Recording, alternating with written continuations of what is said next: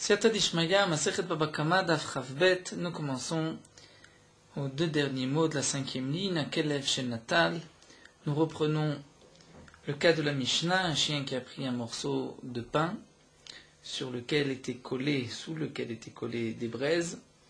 Ce chien a été mangé ce pain dans une meule de foin et il a mis le feu au foin. Quel est le din? Le propriétaire du chien doit payer le pain, le gadish. Nous avons vu donc dans la Mishnah le din. Là nous allons reprendre avec une machloket bien connue entre Rabbi Yochanan et Resh Lakish pour essayer de définir le din du esh, du feu. Est-ce que le feu c'est comme sa flèche, c'est-à-dire comme si un homme avait tiré une flèche, lorsqu'il allume un feu et que le feu va se propager, c'est comme sa flèche, donc c'est lui qui est endommagé. Ou bien, Esho, le feu c'est comme son argent, comme son taureau qui est endommagé. Donc d'un premier abord, on pourrait dire que la conséquence, la différence entre Rabbi Yochanan et Resh Lakish, c'est dans le cas où le feu ne m'appartient pas. C'est un feu que j'ai posé ici. Est-ce que dans ce cas-là, on pourra dire que c'est mamono, que c'est son argent qui est endommagé, ou nous verrons aussi le din du mammon de mon mammon, c'est-à-dire un chien qui a allumé un feu, une bête qui a allumé un feu, quel est le din? Donc là, la Gemara nous rapporte cette marloquette, Itmar Rabbi Yochanan, Amar Rabbi Yochanan nous dit, Esho, le feu, que la Torah nous a dit, Sholech et Abeera, il allumait le feu, il est responsable, c'est Mishum, Chitzav ou Chetzio, ça dépend des versions, certains disent Chetzio, Chitzav. Esho Mishum Chitzav. Comment ils disent ici Chitzav ou Chitzav. Esho, le feu, Mishum Chitzav, c'est comme sa flèche. Puisque c'est sa flèche, donc c'est lui qui est endommagé, celui qui allume le feu qui est endommagé. Donc le din de la Torah, c'est lorsqu'un homme allume un feu, même chez lui, et que par un vent régulier, habituel, le feu s'est propagé dans le terrain, le jardin de son voisin, et il a endommagé. Donc Rabbi Yochanan considère que Esho, le feu, c'est Chitzav, c'est ses flèches. Resh Lakish Amar Esho Mishum Mamono. Resh Lakish dit non. Le feu, c'est son mammon. C'est comme si c'est mon taureau, mon puits qui ont endommagé. Et donc Rashi précise bien, si la gachelet, par exemple, une braise ne m'appartient pas, d'après Rabbi Yochanan, si à cause de cette braise qui ne m'appartient pas, je l'ai posée ici, elle a endommagé, on est chayav puisque c'est ma flèche, même si ça ne m'appartient pas. D'après Resh Lakish, on n'est pas tour, ce n'est pas mon argent. Et la Torah n'a rendu chayav que ce qui m'appartient. Alors la Gemara se penche d'abord sur Resh Lakish, Maïtama Loma, qui Rabbi Yochanan. Pourquoi Resh Lakish n'explique pas comme Rabbi Yochanan? Amar Lecha, Resh Lakish répond, Chitzav mikocho kazle, la flèche, lorsque j'envoie une flèche, cette flèche est partie mikocho de sa force, de la force de celui qui l'a lancée. Haï, là le feu, le mikocho, ce n'est pas sa force qui a propagé le feu s'est propagé de lui-même et a brûlé au loin. Bien sûr, il a été aidé par un vent, mais c'est par lui-même, ce n'est pas la force de l'homme. Donc c'est pour cela que Resh Lakish ne veut pas expliquer comme Rabbi Yochanan. Et Rabbi Yochanan, Maïtama Lama Resh Lakish, pourquoi Rabbi Yochanan lui ne veut pas expliquer comme Resh Lakish? Amar Lecha, Rabbi Yochanan répond, étant donné que Mamona idbe Mamasha, dire le puits, le taureau qui est endommagé, il y a Mamasha, quelque chose de concret, il y a un taureau, un puits. Mais Haledba Mamasha, mais ici, la flamme, il n'y a pas de Mamashut. La flamme n'est pas palpable, on ne peut pas la toucher, il n'y a rien de concret, donc ça ne peut pas être considéré comme mamono, comme son argent, c'est la raison, donc son argent qui est endommagé, c'est la raison de Rabbi Yochanan d'expliquer que Esho Mishum Chitzav. Alors la Gemara va nous rapporter tout d'abord la Mishnah et ensuite d'autres Mishnayotnan. À Kelev Shnatal Charara, nous avons vu dans la Mishnah le chien qui a pris un morceau de pain, une galette qui a cuit sur les braises. Donc il a emporté le pain avec des braises collées sous le pain, il a été dans un gadish, dans une meule, il a mangé le pain et mis feu à cette meule de foin. Sur la Charara, la Mishnah nous dit, il paye Nezek Shalem sur le pain, puisque c'est chêne, le chien a eu un profit de manger ce pain. Mais sur le gadish, c'est Chatzi Nezek. Pourquoi Chatzi Nezek? Mishlama le mandam arishu mishum chitzav. Encore d'après celui qui explique, c'est d'après Rabbi Yochanan que Ishu mishum chitzav c'est comme sa flèche. Donc chitzav, de quel est vous le feu ici qui est endommagé? C'est la flèche du chien. Quel est le dit de la flèche du chien? Un chien qui envoie une flèche, c'est ce que nous avons vu, les fameuses tsurot, le caillou qui a été éjecté par la bête sur son passage. Donc là aussi, c'est la force du chien, c'est-à-dire c'est la flèche du chien, c'est comme tsurot et on paye chatzi nezek. Lorsqu'un homme, nous dit Rashi, a lui-même allumé, là il payera nezek shalem, puisqu'il n'y a pas de din tsurot chez l'homme. Mais pour la bête, il y a un din de tsurot. Donc c'est pour cela que si c'est le chien qui a mis feu à cette meule de foin, cette grange de foin, dans ce cas-là, on payera chatzi nezek, puisque c'est tsurot. Mais d'après le mandam arishu mishum mamono, que le esh, le feu, c'est mishum mamono, c'est-à-dire c'est comme mon argent qui est endommagé. Hay esh lav mamono de bal kelevu. Le feu, ce n'est pas mamono de bal kelev, ce n'est pas l'argent du propriétaire du chien, mais le feu appartient au propriétaire de ce pain, de cette galette qui est cuit sur les braises. Donc c'est lui en vérité qui devrait être chayav, puisque c'est son feu, c'est son argent, sa braise qui est endommagée. Donc pourquoi on va rendre chayav le baal à kelev? Amar Resh Lakish, donc nous avons une question sur Resh Lakish. Resh Lakish va répondre à Chad Maskinan de Adi Adouye. Ici on parle dans le cas où de Adi Adouye nous explique Rashi que le chien a jeté la braise. Donc de Al-Khara, sur le pain que le chien a mangé, Mishalem Nezek Shalem, il payera le Nezek Shalem. Pourquoi? Puisque c'est Shen, Bishutan Isaac, il a mangé un pain, il doit payer le plein tarif. Falmakom Gachelet, sur l'endroit où la braise est tombée, Meshalem Chatzinezek, on payera Chatzinezek, étant donné que le chien a envoyé à jeter la braise, c'est Tzrurot du chien. Ve'al Gadish Kula, et sur la meule, sur la grange tout entière de foin, là on n'est pas tour. Pourquoi? Puisque comme Resh Lakish l'a expliqué, ceci est Mamona, desquels est Mamona, ici du propriétaire du pain. Ce n'est pas le Mamon du Kelev. Et donc, Patour, on n'est pas tour. Mais Rabbi Yochanan, la Gemara nous dit, on parle dans le cas où le chien a posé la braise sur le foin, et donc à la charara, sur le pain lui-même, on doit payer Nezek Shalem. Val makom gachelet, sur l'endroit où la gachelet a été posée, on payera aussi Nezek Shalem. Pourquoi? Puisque Rachid nous dit, c'est un Nezek qui est habituel. Lorsqu'il a mangé le pain, il a laissé la braise, donc sur cet endroit on paye Nezek Shalem, mais sur le reste du Gadish, Mishen Nezek, puisque cela devient les Tzrurot, c'est comme si le chien avait envoyé donc un projectile, avait envoyé une pierre, et donc c'est pour cela qu'on payera Chatzi Nezek. Donc nous avons expliqué notre Mishnah d'après Resh Lakish et d'après Rabbi Yochanan. D'après Resh Lakish, on est obligé d'expliquer que le chien a jeté la braise pour qu'on puisse trouver un Chatzi Nezek. D'après Rabbi Yochanan, même si le chien a posé, il y a un Chatzi Nezek sur le reste du Gadish. Resh Lakish, lui, ne peut pas expliquer ainsi, puisque si la braise a été posée, d'après Resh Lakish, il n'y a pas de flèche, donc il n'y a pas de tzrurot. Si rien n'a été jeté, il n'y a pas de tzrurot, il ne devrait pas y avoir de Chatzi Nezek. Donc Resh Lakish est obligé d'expliquer la Mishnah, on parle dans le cas où le chien a jeté la braise, d'après Rabbi Yochanan, même s'il a posé la graine. Tashma, la Gemara continue avec une autre preuve. Encore une Mishnah que nous verrons Bezrat Hashem. Gamal Ta'un Pishtan. Un chameau qui a sur lui du lin. Ve'avar birshut Rabbi, mais ce chameau transporte ce lin, passe dans le domaine public. Nirnesa Pishtano letoch hachanut. Une partie de son lin est rentrée dans un magasin. Vedalko. Et le Pishtan, le lin a pris feu. Benero shel Chenvani, par la veilleuse, par la flamme du Chenvani, de l'épicier, du propriétaire du magasin. Veidlik, et ensuite le chameau a continué son chemin et il a allumé Tabira, toute une maison. Quel est le din? Baal Gamal Chayav. La Mishnah nous dit le propriétaire du chameau est Chayav. Il est Chayav pourquoi? Puisque, on va dire, le propriétaire du nerf, de la flamme, avait laissé sa flamme à l'intérieur, donc lui n'est pas responsable. Mais il n'y a Chenvani Nerom Bachut, si le Chenvani l'épicier a laissé une flamme à l'extérieur, la Chenvani Chayav, c'est le Chenvani qui est Chayav. Mais Rabbi Yehuda précise, Bener Chanouka Patour, si c'est le nerf de Chanouka, on n'est pas tour. Pourquoi?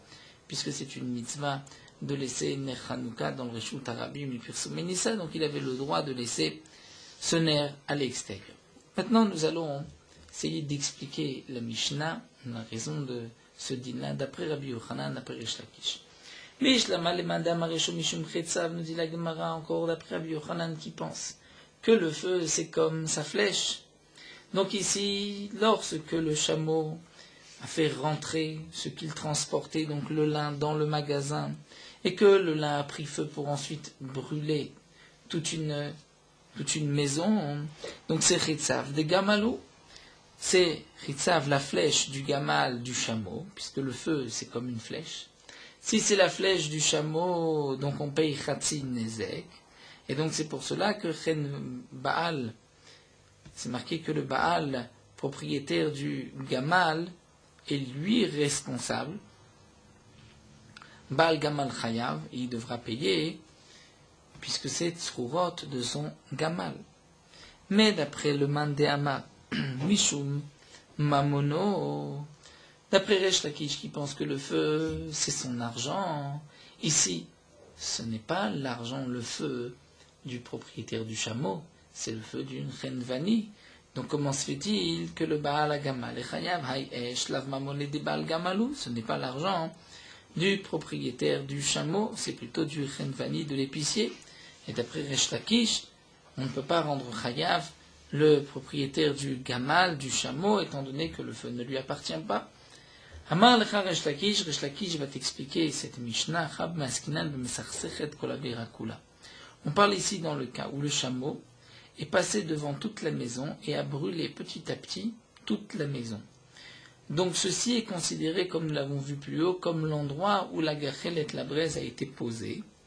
Et là même, d'après Resh Lakish, le propriétaire du chameau est chayav, puisque c'est son chameau qui brûle au fur et à mesure. Mais c'est vrai qu'un feu qui se propage et qui va brûler au loin, là d'après Resh Lakish, c'est seulement si ce feu m'appartient, sinon je suis pas tour.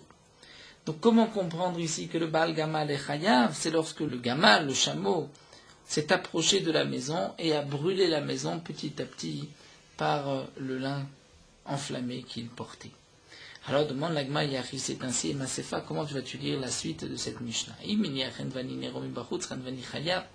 Que si le Chenvani, l'épicier, a laissé sa flamme à l'extérieur, c'est lui qui est responsable. Mais si on parle que le chameau, en passant, donc a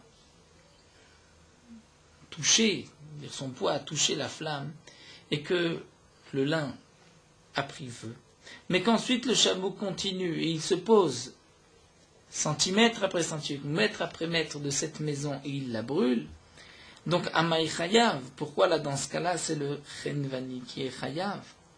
On devrait dire que c'est quand même le Baal Gamal qui est Chayav, puisque c'est son chameau qui allume le feu. Alors la Gemara répond Béché Amda, on parle dans le cas où le chameau s'est arrêté, et le chameau a allumé tout le feu, étant donné que le poids qu'avait sur lui ce chameau était aussi grand que toute la bira, que toute la maison.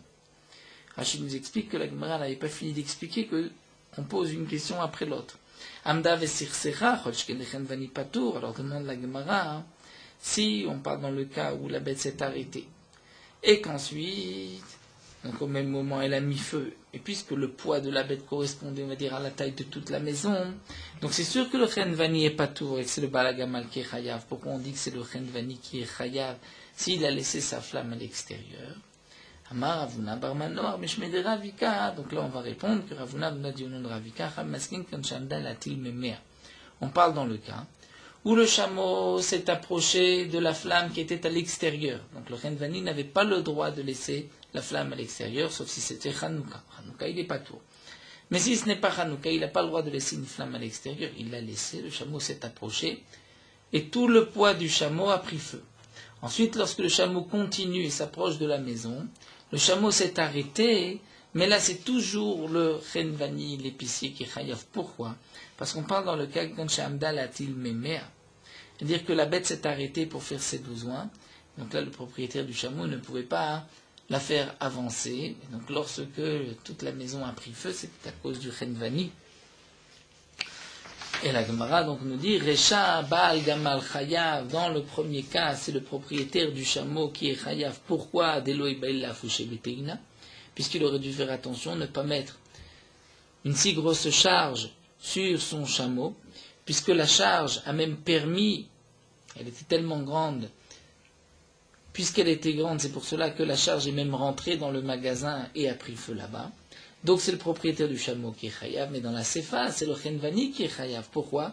Il ne devait pas laisser une flamme à l'extérieur. Et ensuite, le propriétaire du chameau, on peut dire, lui n'était pas responsable, puisque sa bête s'est arrêtée, il ne pouvait pas la faire avancer.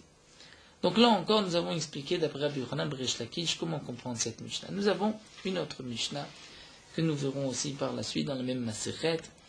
Tashma, voici le dîme suivant. Madlik et Tagadish. Un homme met le feu à une grange de foin. Vayagdi kaputlo. Il y avait un agneau qui était attaché. Donc l'agneau ne pouvait pas s'enfuir. Il était attaché à de foin, à cette grange de foin. Ve'eved, mais il y avait un esclave, Samourlo, qui était proche, mais qui n'était pas attaché. Donc l'esclave aurait pu s'enfuir. Venisra Fimo, en fin de compte, celui qui a mis le feu, a brûlé le gadish, le gdi l'agneau et l'esclave. La chayav, celui qui a mis le feu, doit payer l'agneau, le gadish. Pourquoi? Puisque, comme nous allons le voir, là, il n'est pas responsable d'avoir tué l'esclave. Et donc, puisqu'il n'est pas responsable d'avoir tué l'esclave, parce que l'esclave pouvait s'enfuir, donc il n'a pas ce qu'on appelle le kamlebe de rabamine, c'est-à-dire se suffire de la plus grande punition. Ce que nous allons voir tout de suite, c'est Evet Kafutlo, si l'esclave était attaché. Donc là, l'esclave ne pouvait pas s'enfuir. Donc lorsque cet homme-là met le feu au gadish, c'est comme s'il va tuer un esclave. Un homme qui tue un esclave est chayav mita. Puisqu'il est chayav mita, on ne peut pas ensuite lui imposer un paiement d'argent pour le gdi, pour le gadish, puisqu'il a ce qu'on appelle kamle bedrabmi, se suffit à la plus grande peine, c'est-à-dire à la mort. Donc si nous avons un Evet qui est kaputlo, qui est attaché, et un gdi qui est proche, qui n'est pas attaché. En vérité, nous explique Rashi, pour le gdi, peu importe s'il est attaché ou pas, puisqu'un gdi, même s'il n'est pas attaché, il ne va pas s'enfuir. Mais comme on a parlé de l'esclave attaché ou pas attaché, donc on nous a dit aussi le gdi, l'agneau attaché ou pas attaché. Mais l'essentiel ici, c'est de savoir sur l'esclave, est-ce qu'il était attaché ou pas. Donc dans le premier cas, l'esclave n'était pas attaché, donc c'est pour cela que je suis chayav. Dans le deuxième cas, l'esclave est attaché. Fenisraf imo, il a brûlé l'esclave avec le gadish, patour, là le propriétaire de cette flamme, celui qui a, le propriétaire de ce feu, celui qui a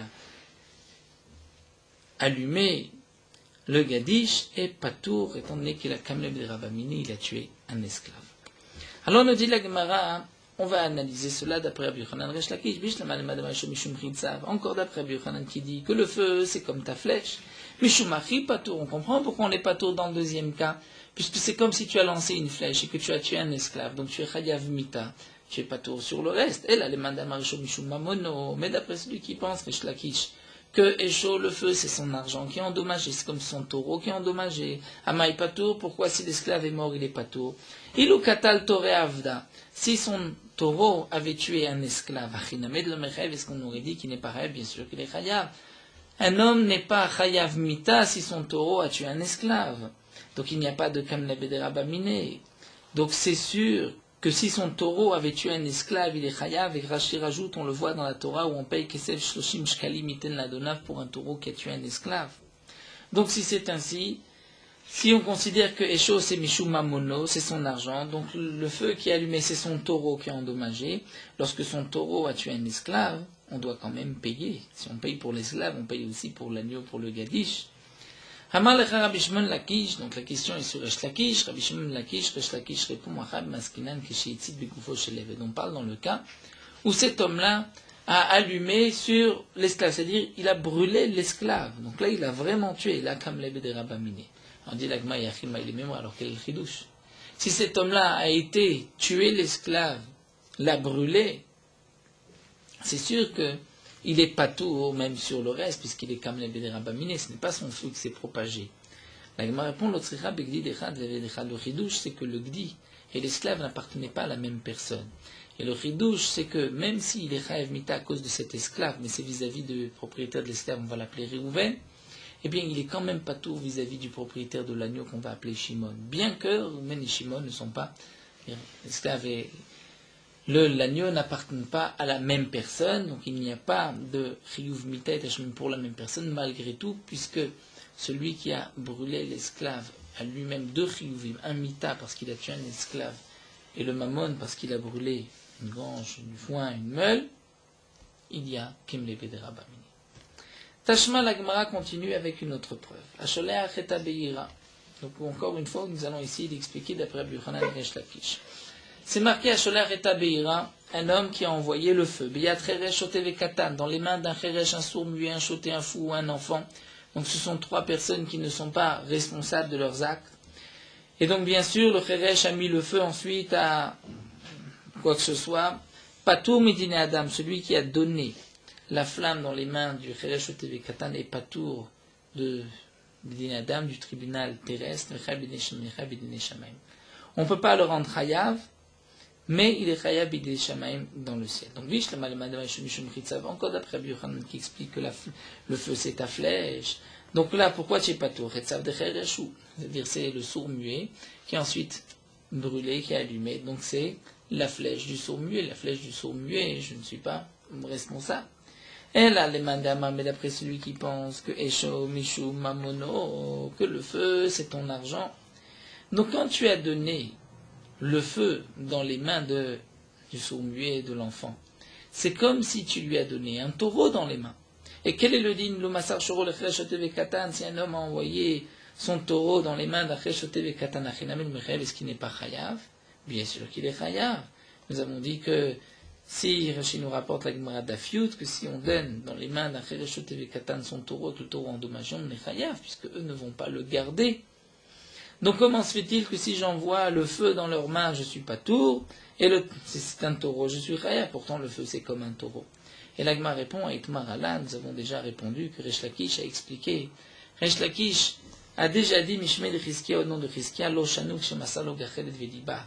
Resh Lakish dit dans quel cas, si on a donné du feu dans les mains d'un Cheresh Oteve Katan, on n'est pas tour, c'est si on lui a donné une braise, que lui a ravivé, soufflé, l'a rallumé. Là, on n'est pas tour, puisque ce n'est pas comme un taureau. Mon taureau, lorsque je le donne à Resh Katan, il peut tout de suite endommager, les Resh Katan ne vont pas le garder. Mais là, une braise, le Resh Katan, même s'il laisse la braise sans surveillance, ça ne va pas mettre le feu à toute la maison. Il faut d'abord souffler, la raviver, faire sortir des flammes. Aval Massar lo Shalevet, mais si un homme a donné une torche dans les mains d'un Resh Katan, bien sûr qu'il est chayav, maïtama, pour quelle raison? Bari Ezeka, c'est sûr que là, il y a un dommage qui est évident, c'est comme le taureau que je laisse dans les mains du Resh Katan. Donc la question n'est pas une question sur Resh Lakish, puisque Resh Lakish lui-même a expliqué dans quel cas il est pas tour seulement si tu as donné une braise, une gachelet au Resh Katan.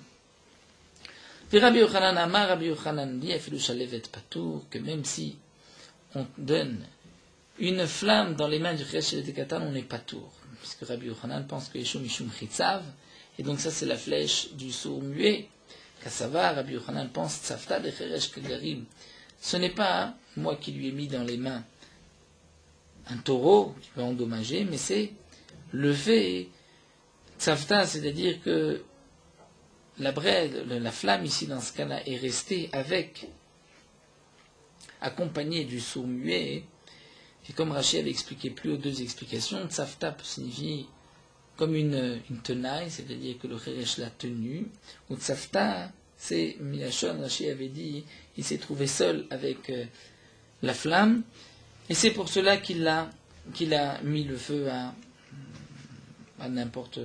toute chose.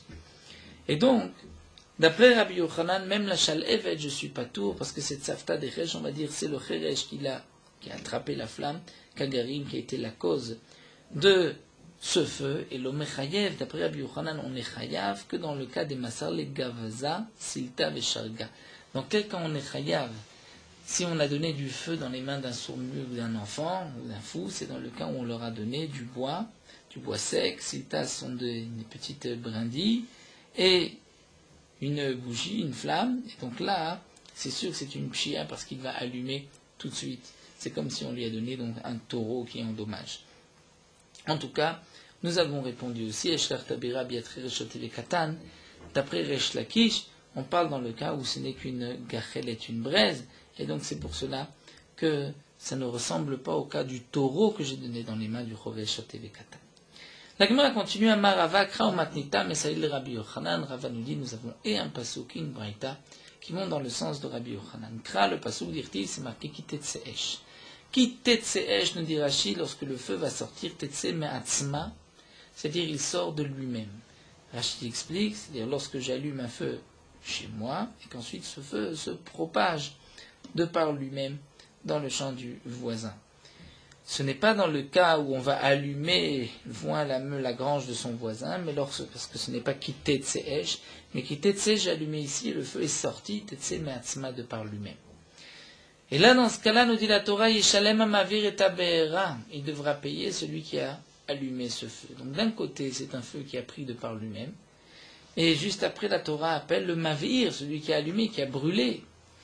Donc on voit qu'un feu qui est parti de par lui-même, c'est mavir, c'est comme si c'est moi qui l'avais allumé, c'est comme donc ma flèche. C'est ce qu'avait dit Rabbi Yochanan Shmamina et Shum Mishum Chitzav. Et nous avons aussi une braïta matnita qui nous dit L'Itania patach hakatuv b'niske mamono. Sur ce même passouk, d'un côté la Torah qui dit Tse'esh, lorsque le feu est sorti, donc il est sorti de lui-même, comme c'était ton argent qui avait endommagé, les sim b'niske goufo, le passouk termine par mavir, c'est toi qui as allumé, l'omar lecha, pour te dire Shum Mishum Chitzav, le feu c'est ta flèche. Donc là, nous avons vu Machloket Rabbi Yochanan et Resh Lakish, et nous allons poursuivre avec juste la conclusion de l'Agma, encore quelques lignes pour terminer la Sugia jusqu'aux 2 points. C'est un petit Hamoud, on va vers la moitié du Hamoud. Amar Rava, Rava nous dit, Caché l'élé Abaye, Abaye avait une question. Les mains d'Amar Ishum Ishum Chitzav. D'après celui qui pense, donc d'après Rabbi Yochanan, que le feu, c'est comme sa flèche.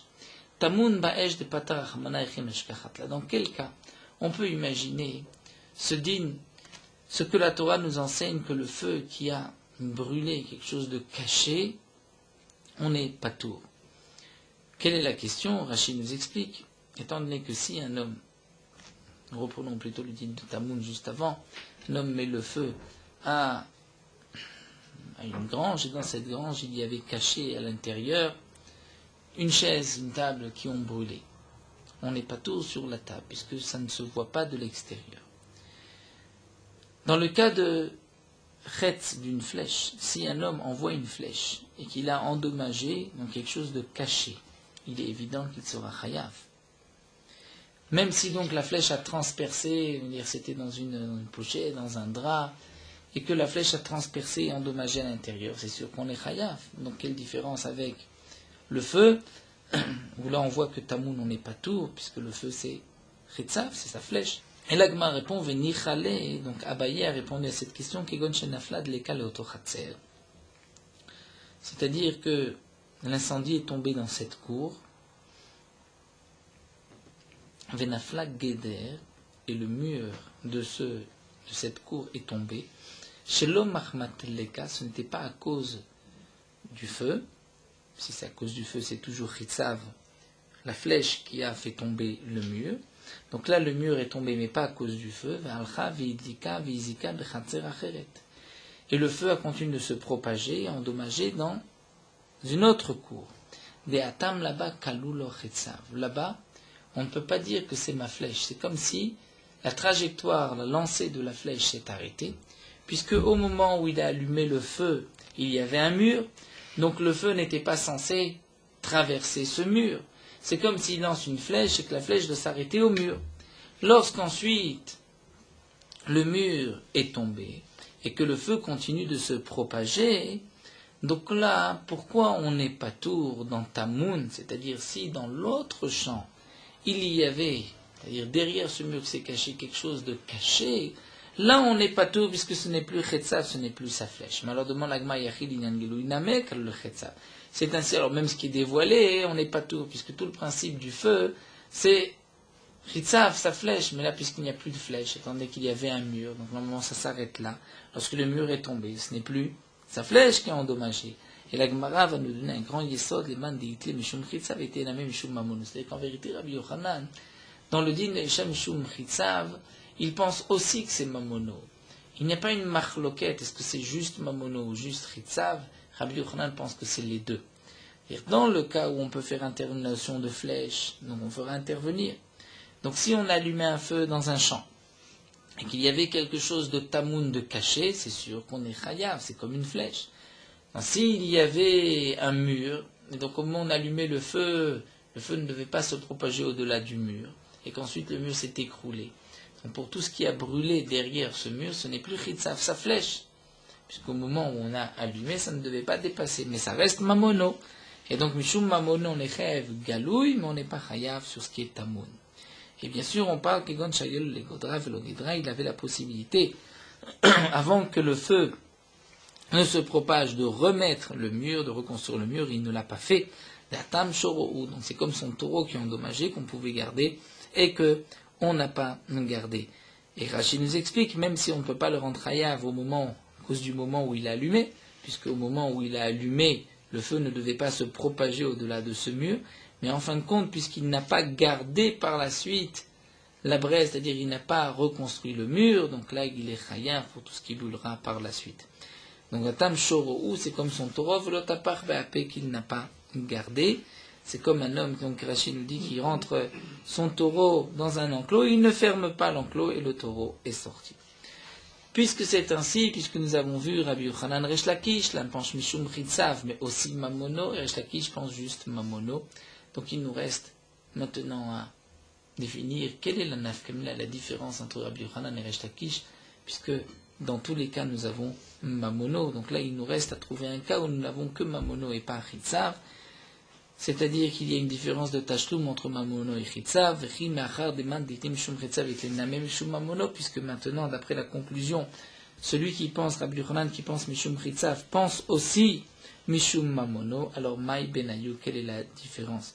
Lorsque la gachelette m'appartient, précise Rashi, il n'y a plus de différence entre Rabbi Yochanan et Resh Lakish. D'après Rabbi Yochanan, le feu m'appartient, la braise m'appartient, je suis chayav et mishum mamono et mishum chitzav. D'après Rabbi Resh Lakish, je ne suis chayav que mishum mamono. C'est vrai que Rabbi Yochanan et Resh Lakish sont en marloquette même lorsque le feu ne m'appartient pas. Et là, nous avons une différence. C'est que si la braise ne m'appartient pas, d'après Resh Lakish, je suis pas tour, d'après Rabbi Yochanan, je suis chayav puisque c'est ma flèche. Mais malgré tout, nous dit Rashi, on pense que Rabbi Yochanan et Resh Lakish sont en marloquette aussi lorsque la braise m'appartient, et il y a aussi une nafkamina dans ce cas-là. Et c'est ce que la Gemara demande. Lorsque la gachelette m'appartient, quel est le din? Dans quel cas il y a une différence entre Rabbi Lakish et Rabbi Yochanan? Rashi s'allonge aussi, il explique que jusqu'à présent on pensait que la différence était lorsqu'il y avait un mur qui s'est ensuite écroulé. Donc d'après Rabbi Lakish, on peut dire qu'on est chayav même puisque c'était mamono, mais d'après Rabbi Yochanan, tout dépend de Chitzav, de sa flèche, puisqu'il y avait un mur, normalement ça ne devait pas dépasser. Mais là nous avons vu que Rabbi Yochanan est d'accord avec Resh Lakish, que même lorsque il n'y a plus de chetz, de flèche, il n'y a plus dans la lancée, il y avait un mur qui est tombé, c'est mamoun, on est chayav, alors quelle est la différence? L'agma répond, ma benayu, ka benayu, le chayvu ba'arba devarim. La différence, la conséquence, c'est ce qu'on est chayav ba'arba devarim, c'est-à-dire, nous explique Rashi, lorsqu'un homme endommage, il y a les fameux 5 tashlumim, nezek, tsa'ar, ritou, shevet ou bochet.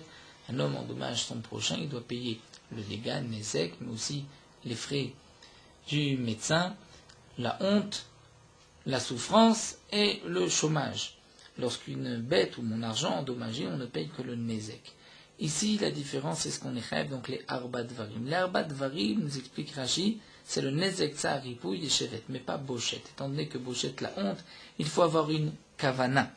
Donc là, machloket entre Rabbi Yochanan et Resh Lakish, c'est concernant ces arba dvarim, est-ce qu'on est chayav ou pas? D'après Rabbi Yochanan, puisque c'est chetzav, donc on est chayav.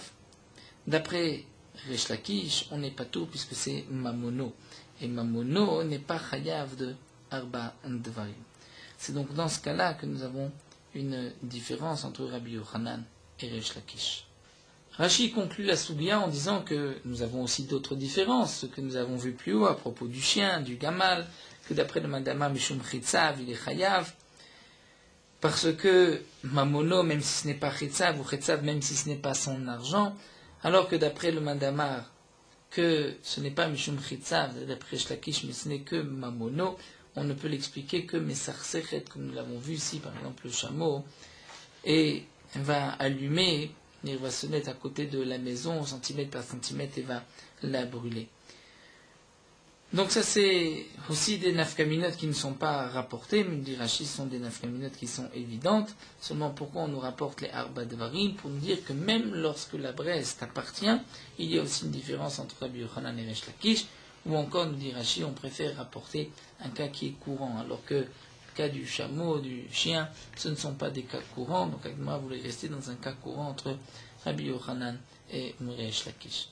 On peut rapporter, comme c'est bien connu, l'avis du Nimouké Yosef, qui pose la question si Esho Mishum Chitzav, c'est-à-dire lorsqu'on allume un feu, c'est sa flèche, comment on peut allumer les mérotes avant Shabbat et les laisser brûler pendant Shabbat, puisque c'est l'action de l'homme, c'est comme c'est lui qui allume, et donc il va allumer les mérotes qui vont brûler pendant Shabbat. Le Nimouké Yosef répond simplement, c'est que le chiyuv est à partir du moment où on a allumé. Donc au moment où on a allumé, c'est là où on a lancé la flèche, mais lorsqu'on a allumé, ce n'était pas encore Shabbat. Donc on avait le droit d'allumer, même si c'est ensuite une flèche qui continue sa trajectoire, sa lancée, pendant Shabbat, étant donné qu'elle a été lancée, donc elle a été allumée avant Shabbat, il n'y a pas donc d'interdiction de laisser brûler les veilleuses, les bougies pendant Shabbat. Et le Nimouké Yosef apporte une preuve à cela. On dit, puisque le chiyuv, c'est seulement à partir du moment où on a lancé la flèche. La preuve, c'est qu'une fois la flèche lancée, on ne peut plus la récupérer. Donc si le chiyuv n'était que pour la suite, on pourrait dire, mais c'est honnête. C'est un cas de force majeure, je ne peux plus récupérer la flèche. Donc de là, on apporte une preuve que le chiyuv, c'est seulement à partir du moment où on a lancé, donc puisqu'on lance avant Shabbat, dans ce cas-là, il n'y a pas de chilul Shabbat. Et de même, donc Yosef poursuit un homme, allume un feu, donc il lance une flèche, et il meurt avant que le gadish ne prenne entièrement feu. Donc il est évident qu'on va payer le dégât de ses biens, tout le dégât, même ce qui a brûlé après sa mort. Et on ne dira pas, mais ça a brûlé après sa mort, donc c'est un mort qui a endommagé, il n'y a pas de tashlumim, on ne peut pas lui demander de l'argent, on dira que si, étant donné qu'au moment où il a allumé, ce feu allait se propager, allumer toute la grange, donc il est chayav pour ce moment-là, ce moment où il était encore en vie, il est chayav même si par la suite il meurt. Ce sont donc les deux preuves du Nimouké Yosef. Nous arrêtons ici, la femme de Shalem, pour notre souvenir. Nous poursuivons Merot Halacha Daf Chavbet. Nous savons combien la Torah fait attention qu'un homme ne soit pas mazik, n'endommage pas son ami. Lorsque les Chachamim ont vu que même lorsqu'un homme, chez lui, s'occupe et gère ses affaires, il peut endommager aussi son voisin. Ceci peut amener par la suite même des disputes. Donc les Chachamim m'ont dit, sur beaucoup de points, il faut faire attention de s'éloigner et de ne pas causer un dégât à son ami. Comme dit le Passouk, les chemins de la Torah sont des chemins agréables, tous les sentiers sont des sentiers de paix. Donc les Chachamim ont aussi vu que les Zekriya, le fait de regarder chez son ami ou dans la cour de son ami, est aussi un Izek Gadol, ça veut dire un grand dommage, qui n'a pas de valeur, on ne peut pas payer une telle chose. Et donc on peut arriver à une dispute lorsque un voisin dit mais pourquoi tu regardes constamment ce qui se passe chez moi. Donc les Chachamim m'ont dit qu'un homme n'a pas le droit d'ouvrir par exemple une fenêtre ou une porte lorsque cette fenêtre risque de gêner le voisin, puisqu'à travers cette fenêtre il pourra regarder dans la maison, dans la cour, dans le balcon de son voisin.